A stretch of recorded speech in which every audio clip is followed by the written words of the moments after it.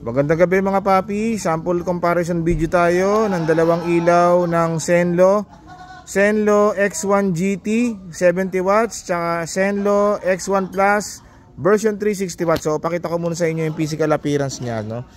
So ito po yung ating bagong ilaw, Zenlo X1 GT 70 watts. So kung makikita nyo, yan, nakalabas yung lens niyan, medyo malaki. Ito naman sa kabila yung Zenlo X1 60 watts na version 3. So sa size po, mas malaki po ng konti ito, yung Zenlo Zenlo X1 GT, sorry. Ito Zenlo X1 Plus. Okay, so pailawin natin. So yan po. Okay, so ito yung mga ilaw nya. Yan. Ito X1 GT 70 watts. Ito Zenlo X1 Plus 60 watts. So ayan. Okay. Yan. So nakikita niyo po yung nasa baba.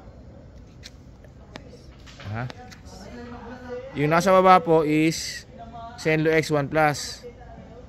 Yung nasa taas Zenlo X1 GT. So yan yung low beam. So kung makikita niyo po, wider po yung ilaw ng X1 GT na 70 watts. Mas malawak yung kanyang sakop. Okay, and then mas brighter siya. Try natin yung dilaw. Okay, so yun yung white, no? So ito naman po yung kanyang yellow. Ayan. Ganun pa rin, no? Ito X1 ano. So ito yung yellow. Sa baba, ito po yung Zenlo X1 Plus.